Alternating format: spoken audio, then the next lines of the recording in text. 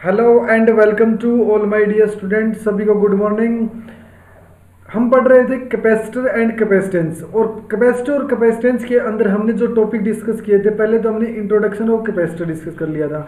उसके बाद introduction of capacitor में हमने देखा था कि दो कंडक्टर के बीच का एरिया जहां पर मैक्सिमम से मैक्सिमम चार्ज को स्टोर किया जाए वो क्या होगा, आपका कैपेसिटर होगा। वो अरेंजमेंट, वो सिस्टम क्या होगा, आपका कैपेसिटर होगा। और उसी की कैपेसिटेंस क्या होगी, मैक्सिमम से मैक्सिमम चार्ज स्टोर करने की एबिलिटी कैपेसिटेंस होगी। अब कैपेसिटेंस और कैपेसिटर हम निकाल रहे थे, तो सबसे जो बेस्ट अरेंजमेंट हमने देखा था वो पैरेलल प्लेट कैपेसिटर था। पैरेलल प्लेट कैपेसिटर में क्या था कि दो आपने क्या लिए थी, प्लेट ली थी, उनके बीच का जो आपका जो अरेंजमेंट था, आपने देखा होगा उनके जो बीच का जो अरेंजमेंट था वो कैसा था। आप कहोगे कि भाई उसके अंदर सिंपल सीधा जो इलेक्ट्रिक फील्ड था ना आपका, वो डायरेक्ट था, बिल्कुल बिल्कुल डायरेक्ट था। कैसे, वहां पर आपको लॉस ऑफ एनर्जी बहुत ही कम थी। जैसे ये डायरेक्ट प्लेट थी आपकी, और इन प्लेट के में क्या देखोगे आप कि प्लेट में आपने देखा कि जो इलेक्ट्रिक फील्ड की, जो इलेक्ट्रिक चार्ज की था ना, वो लॉस बहुत कम था। जैसे यहाँ पर सीधा डायरेक्ट चार्जेस, इनके बीच में जो आपका इलेक्ट्रिक फील्ड मिल रहा था between the plate, electric field lines का लॉसेस बहुत ही कम था। लेकिन अब देखोगे आप कैपेसिटीज के अंदर, जो आज का जो हमारा पहले लास्ट में हमने कैलकुलेशन ऑफ कैपेसिटेंस देखा था, और कैलकुलेशन ऑफ कैपेसिटेंस में हमने बताया था हमारे 4 स्टेप रहेंगे। पहला, हम पॉजिटिव चार्ज लेंगे, किसी का भी अगर आपके पास सिस्टम है उसमें पॉजिटिव चार्ज लेंगे। दूसरी बात, हम क्या करेंगे, उसका इलेक्ट्रिक फील्ड निकालेंगे। तीसरी बात, इलेक्ट्रिक फील्ड देखेंगे भाई वेरिएबल है तो कांस्टेंट, उसी के माध्यम से हम डेल्टा वी निकालेंगे जो कि आपका पोटेंशियल डिफरेंस होता है। और उसके बाद हम क्या करेंगे, क्या वो अपॉन डेल्टा वी करके हम कैपेसिटेंस निकाल देंगे। ये 4 प्रोसेस हमने पैरेलल प्लेट कैपेसिटर के लिए किए थे। आज का जो अरेंजमेंट होगा वो किसके ऊपर होगा, आप देखोगे स्पेरिकल कैपेसिटर की बात करें, स्पेरिकल कैपेसिटर के ऊपर बात करेंगे। तो स्पेरिकल कैपेसिटर क्या चीज होता है, देखते हैं भाई स्पेरिकल कैपेसिटर। और आपको पता है कि स्पेरिकल कैपेसिटर में क्या इंपॉर्टेंट रहेगा, स्पेरिकल कैपेसिटर। अच्छा जी, स्पेरिकल कैपेसिटर। अब स्पेरिकल कैपेसिटर में मैं क्या करता हूँ, देखो यहाँ पर इसका मैं आउटवर्ड व्यू लेता हूँ। जैसे इसमें ए रेडियस का एक ले लिया और एक spherical shell, outer spherical shell, तो यहाँ पर 2 कंडक्टिंग स्पेरिकल सेल ले लेता हूँ मैं, जो कि रेडियस देखो मैं ले लेता हूँ ये क्या, 2 कंडक्टिंग, 2, देखो यहाँ पर कंडक्टिंग बहुत ही लिखना जरूरी है, 2 conducting spherical shell, spherical shell of radius a and b. आप कहोगे रेडियस ए एंड बी की 2 स्फेरिकल कंडक्टिंग सेल ली है। अब आप कहोगे जैसे मैंने कहा इसकी रेडियस है आपने ए ले ली, और इसकी रेडियस आउटर वाली की आपने क्या ले ली, बी ले ली। भाई अब फंडा इतना सा समझ में आया मुझे, स्फेरिकल सेल लिया। अब सबसे मेन चीज क्या रहेगी, आपको 4 स्टेप में सबसे पहले चार्ज देखना पड़ेगा। तो मैं क्या करता हूं, मैं अंदर वाली को चार्ज दे देता हूं प्लस क्यू। क्या देता हूं भाई, प्लस क्यू। अंदर वाली को चार्ज दिया भाई, मैंने क्या दिया, प्लस क्यू। और बाहर वाले को क्या देता हूं मैं, माइनस क्यू। अब कंडक्टिंग प्लेट है तो चार्ज क्या हो जाएगा, डिस्ट्रीब्यूटेड हो जाएगा सरफेस के ऊपर। तो यहाँ देखोगे आप चार्ज आपका डिस्ट्रीब्यूट हो गया। अभी किसके ऊपर डिस्ट्रीब्यूट हो गया, तो नेगेटिव चार्ज बाहर की तरफ डिस्ट्रीब्यूट होगा, और पॉजिटिव चार्ज आपका अंदर वाली प्लेट के ऊपर क्या हो जाएगा, डिस्ट्रीब्यूट हो जाएगा। अब देखा आपने भाई अंदर वाली प्लेट के ऊपर क्या हो गया, पॉजिटिव चार्ज आपका डिस्ट्रीब्यूट हो गया भाई। ठीक है, बहुत बड़ी बात, अच्छी बात है भाई। देखो पॉजिटिव चार्ज आपका क्या हो गया, डिस्ट्रीब्यूट हो गया। अब देखो नेगेटिव और पॉजिटिव चार्ज के बीच में क्या होगा, इलेक्ट्रिक फील्ड लाइन बनेगी। क्या बनेगी, इलेक्ट्रिक फील्ड लाइन होगी। पॉजिटिव से नेगेटिव, पॉजिटिव से नेगेटिव आपका क्या रहेगा, इलेक्ट्रिक फील्ड लाइन बनेगी। तो मैं पढ़ा देता हूं, जैसे आपने कहा कि भाई इलेक्ट्रिक फील्ड लाइन बनेगी वो भी पॉजिटिव से नेगेटिव। तो इसका मतलब आप कहोगे पॉजिटिव से नेगेटिव आपका इलेक्ट्रिक फील्ड लाइन बनेगा। क्या बनेगी, इलेक्ट्रिक फील्ड लाइन। ठीक है, बहुत बढ़िया भाई। देखो यहाँ पर अब 4 स्टेप करेंगे। देखो ये मैंने कहा, देखो ये तो अभी तक अरेंजमेंट बनाया है, ये क्या बनाया, अभी तक अरेंजमेंट बनाया है। अंदर वाली प्लेट पे पॉजिटिव चार्ज, बाहर वाले पे नेगेटिव, और जो आपका इलेक्ट्रिक फील्ड लाइंस ऐसे बनेगी। अब फर्स्ट स्टेप के अंदर देखोगे आप, देखो 4 स्टेप लेने हैं मुझे। क्या लेने हैं, 4 स्टेप। और 4 स्टेप क्या थे, मैं एक बार फिर रिपीट करवा देता हूँ। पहले आप चार्ज लोगे, पॉजिटिव चार्ज आपने कहा, ठीक है। फर्स्ट स्टेप में मैं क्या करता हूँ, पॉजिटिव चार्ज मैंने कैपिटल क्यू लिया है। बहुत बढ़िया बात हुई। दूसरी बात क्या करूँगा मैं क्या करूँगा, इलेक्ट्रिक फील्ड निकालूंगा। क्या निकालूंगा, देखो यहाँ पर लिख देता हूँ मैं एक बार।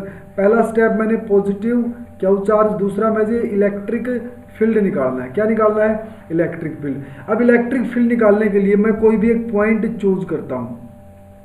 क्या करता हूँ मैं, कोई भी एक पॉइंट आपको कहूँगा मैं यहाँ पर चूज करता हूँ, ठीक है। अब इस पॉइंट को चूज करने के लिए मैं क्या करता हूँ, एक गॉसियन सरफेस बनाता हूँ। क्या बनाता हूँ, गॉसियन सरफेस बनाता हूँ। अब देखो ये जो डॉटेड लाइन है ना, डॉटेड लाइन, ये आप कहोगे जो ये डॉटेड लाइन है ना, डॉटेड लाइन, ये आपका क्या है, गॉसियन सरफेस।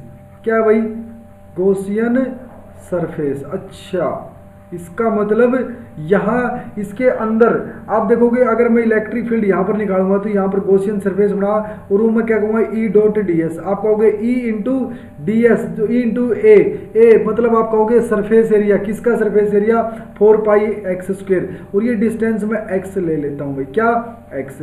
बहुत बढ़िया बात। देखो यहाँ तक मुझे समझ में आएगा बिल्कुल अच्छे से। आप कहोगे मैं इस डिस्टेंस को एक्स ले लेता हूँ, ठीक है। तो ये सारी पॉइंटें लिखूंगा मैं, एक बार फिर बताता हूं। मैंने सबसे पहले क्या किया, 2 कंडक्टिंग स्फेरिकल सेल लेता हूं, 2 कंडक्टिंग स्फेरिकल सेल लेता हूं। अब 2 कंडक्टिंग स्फेरिकल सेल के बाद क्या करता हूं, मैं उनकी दोनों की रेडियस स्मॉल वाले की ए ले लेता हूं, कैपिटल वाले की बी ले लेता हूं। उसके बाद मैं क्या करूंगा, उसके बाद अंदर वाले को मैं कैपिटल क्यू चार्ज देता हूं। कंडक्टिंग प्लेट की वजह से चार्ज इसके सरफेस के ऊपर आ जाएगा, और बाहर वाले को मैं माइनस क्यू चार्ज देता हूं। कंडक्टिंग की वजह से सारा चार्ज सरफेस के ऊपर फैल जाएगा। पॉजिटिव से नेगेटिव क्या रहेंगे, आपकी इलेक्ट्रिक फील्ड लाइन रहेंगी। क्या रहेंगे, आपकी इलेक्ट्रिक फील्ड लाइन रहेंगी। अब मेरे 4 स्टेप हैं, कैपेसिटेंस के 4 स्टेप। रिवाइज करिए, मन मन में सोचिए, कैपेसिटेंस के 4 स्टेप कौन से हैं। कैपेसिटेंस के 4 स्टेप, क्या है 4 स्टेप, आप बताइएगा कि 4 स्टेप में आपके क्या क्या रहने वाले हैं। पहला, आपको चार्ज लेना है, वो भी पॉजिटिव चार्ज। दूसरा, आपको इलेक्ट्रिक फील्ड निकालना है। क्या निकालना है, इलेक्ट्रिक फील्ड निकालना है। और तीसरा क्या रहेगा आपका, देखो इलेक्ट्रिक फील्ड अब देखना है, देखो निकाल लेते हैं ये इलेक्ट्रिक फील्ड। आपने कोई एक्स डिस्टेंस दूरी पर कोई पॉइंट लिया था, और वही पॉइंट आपको क्या निकालना है, अब निकाल लेना है। अब देखो ई डॉट डी एस में, ई डॉट डी ए मतलब 4 पाई, और एक्स मतलब जो गॉसियन सरफेस लिया था उसकी रेडियस एक्स ली थी, 4 पाई एक्स स्क्वेयर इंटू में Q by epsilon not. Q enclosed, देखो चार्ज इनक्लोज, इस डॉटेड लाइन के अंदर अगर चार्ज कोई इनक्लोज्ड है तो वो कौन सा चार्ज है, प्लस चार्ज, ठीक है। तो आप कहोगे क्यू बाई एप्सिलॉन नॉट। तो यहाँ से जो आपकी इलेक्ट्रिक फील्ड है वो निकल के आ जाता है। क्या आप कहोगे, क्या निकल के आया, मैं कहूँगा 1/4 pi epsilon not Q by x square. अच्छा, इसका मतलब इलेक्ट्रिक फील्ड तो आपने निकाल लिया। इलेक्ट्रिक फील्ड निकाल लिया तो मैं कहूँगा कि एक्स पॉइंट को मैं आगे पीछे भी कर सकता था। अगर आगे पीछे कर सकता हूँ तो आप कहोगे E is function of x. तो मतलब ई है जो, वो किसका फंक्शन है, एक्स का फंक्शन है। और एक्स चेंज हो जाता है तो मतलब ई क्या है, आपका वेरिएबल है। क्या भाई, वेरिएबल है। अगर ई वेरिएबल है तो ये स्टेप तो 2 हो गया, हमने ई भी निकाल लिया और चेक भी कर लिया भी ई का कांस्टेंट है या वेरिएबल है। अब तीसरी जो स्टेप हमने लेना है कि डेल्टा वी फाइंड आउट करना है। उस अगर ई वेरिएबल है तो आप कहोगे इंटीग्रेशन ऑफ ई डॉट, देखो यहाँ पर ई डॉट डी आर। अगर मैं कहूँगा मैग्नीट्यूड निकालना तो ये माइनस, देखो सीधी सी बात है, हम निकाल रहे हैं यहाँ पर मैग्नीट्यूड। क्या निकाल रहे हैं, मैग्नीट्यूड। तो पोटेंशियल डिफरेंस क्या आ जाएगा, ई डॉट डी आर आ जाएगा। और ई की वैल्यू आपको पता ही है, और आपको इंटीग्रेट करना है स्मॉल ए से बी तक। तो आप कहोगे ए से बी तक तो मुझे इंटीग्रेट करना है। बहुत बढ़िया बात हुई। और ई की वैल्यू मुझे पता है 1/4 pi epsilon not Q upon x square into D x, ठीक है। ये डी एक्स के हिसाब से आपका इंटीग्रेट होगा। अगर मैं कहूँगा तो 1/4 pi epsilon naught 1/x dx integration a to b 1/x square dx। अगर मैं इसका भी इंटीग्रेशन करना चाहूँगा, देखो 1/4 पाई एप्सिलॉन नॉट, यहाँ पर देखोगे तो 1/x आपका इंटीग्रेशन आ जाएगा, लिमिट a टू b आ जाएगी। क्या आ जाएगी, लिमिट a टू b आ जाएगी। अब देखो ये 1 जो आपका 4 पाई एप्सिलॉन नॉट निकल के आ गया, 1/4 pi epsilon not into Q, ठीक है ना, क्यू तो है ही। देखो यहाँ पर क्यू छोड़ दिया आपने, क्यू तो है ही आपका, ठीक है। अब देखो क्यू अपॉन क्या हुआ अपन, ये देखो ये आपका 1 माइनस बी माइनस ए, 1 माइनस बी माइनस ए, तो आप इसको क्या लिख सकते हो, देखो बी माइनस ए, तो ये कहोगे आप ए बी तो ऊपर और बी माइनस ए। अच्छा, इसका मतलब जो आपके पास जो वैल्यू निकल के आई है वो क्या निकल के आई है, फटाफट देखो भाई, आपने कहा 1/4 पाई, देखो फटाफट 1/4 pi epsilon note, 1/4 pi epsilon note, जो ये 1/4 पाई एप्सिलॉन नोट जो ये वैल्यू निकल के आई है ना, इसको लिख देते हैं एक बार अच्छे से, क्या आ गई, देखो मैं पेन चेंज कर लेता हूँ, यहाँ से जो वैल्यू आपकी दिख जाएगी, फिर आप कहोगे 1/4 pi epsilon naught q upon b minus ए अपॉन ए बी, ये वैल्यू आपकी निकल के आई, वही किसकी वैल्यू निकल के आई है, आप कहोगे डेल्टा वी की। अब डेल्टा वी को देखो कैपेसिटेंस निकालने के लिए आपको क्या करना पड़ेगा, आपने करना पड़ेगा देखो क्यू अपॉन डेल्टा वी, क्या करना पड़ेगा, क्यू अपॉन डेल्टा वी।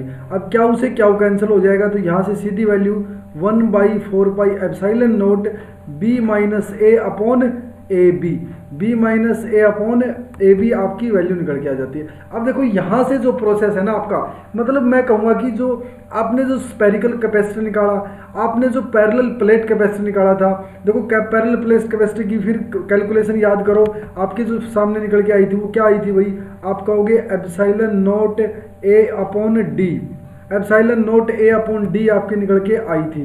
तो इसका मतलब वहां पर भी ज्योमेट्रिकल रिप्रेजेंटेशन के ऊपर डिपेंड था, वहां पर कोई चार्ज के ऊपर आपकी वैल्यू डिपेंड नहीं करती थी, केवल और केवल किसके ऊपर डिपेंड करती थी, आपकी ज्योमेट्रिकल रिप्रेजेंटेशन के ऊपर डिपेंड करती थी वैल्यू, सारी की सारी वैल्यू, ठीक है। तो जो कैपेसिटर के अंदर जो ये भी आपने टॉपिक देखा स्फेरिकल कैपेसिटर, इसमें भी आपने देखा कि भाई जो वैल्यूज है ना आपकी किसकी कैपेसिटेंस की, वो किसके ऊपर डिपेंड कर रही है, आपकी ज्योमेट्रिकल रिप्रेजेंटेशन के ऊपर डिपेंड कर रही है, ठीक है। तो यहाँ से इस पॉइंट को बहुत ही अच्छे से क्लियर करना कि देखो यहाँ आपका क्या फ़ायदा मिल रहा है, आपको क्या फ़ायदा, आप कहोगे भाई शेप के ऊपर डिपेंड करती है ये, देखो b minus A upon A B, B minus A upon A b से क्या पता चले आपको, शेप के ऊपर, साइज के ऊपर और ज्योमेट्रिकल प्लेसिंग के ऊपर भी आपकी वैल्यूज डिपेंड कर रही है। तो मैंने पैरेलल प्लेट कैपेसिटी के अंदर भी देखा और इसके अंदर भी देखा, तो मैं ये बात आपको कह रहा हूँ कि जो कैपेसिटेंस है आपकी किसके ऊपर, इन तीनों के ऊपर डिपेंड करती है।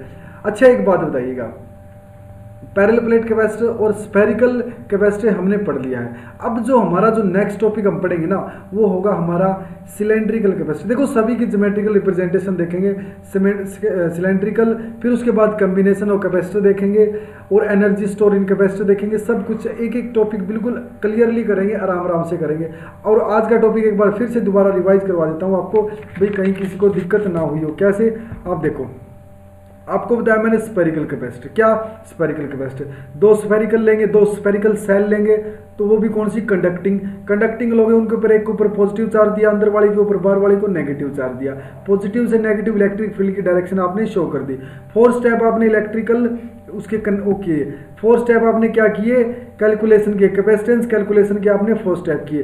4 स्टेप में आपने देखा सबसे पहला स्टेप आपने पॉजिटिव क्यू चार्ज दिया, तो क्या वैल्यू आ गई आपके पास, चार्ज की। दूसरा जो आपके पास वैल्यू था इलेक्ट्रिक फील्ड की वैल्यू फाइंड आउट करना, इलेक्ट्रिक फील्ड की वैल्यू हमने फाइंड आउट की 1/4 किससे, एक गॉसियन सरफेस लिया हमने, गॉसियन सरफेस से हमने वैल्यू निकाल के देखी, क्या वैल्यू आई, ई जो आपका आया वो फंक्शन ऑफ एक्स निकल गया, मतलब जहां पर जिस पॉइंट पर आपने वैल्यू निकाली वहां का आपका निकल गया है। फिर हमने देखा कि ई आपका वेरिएबल है, तो वहां से delta V E dot D R लेके आई, ई डॉट डी आर से हमने वहां पर डेल्टा वी की वैल्यू निकाली और डेल्टा वी को किससे डिवाइड, क्या को डेल्टा वी से डिवाइड कर दिया, तो हमारे पास जो वैल्यू आई वो किसकी आई है, आप कहोगे कैपेसिटेंस की वैल्यू आई है।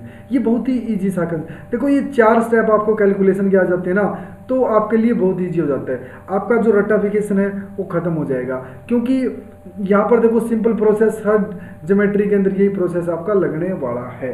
तो समझना इस पॉइंट को, ये भी शेप, साइज और ज्योमेट्रिकल रिप्रेजेंटेशन के ऊपर आपका डिपेंड करता है। तो प्यारे बच्चों, आज का जो टॉपिक था आपका बहुत ही इजी सा टॉपिक था। हमने इंट्रोडक्शन ऑफ कैपेसिटर पढ़ लिया, पैरेलल प्लेट कैपेसिटर पढ़ लिया, कैपेसिटर के यूजेस देख ली क्या चीज़ होता है, ठीक है। और आज हमने पढ़ा स्फेरिकल कैपेसिटर। नेक्स्ट लेक्चर के अंदर हम देखेंगे सिलेंड्रिकल कैपेसिटर।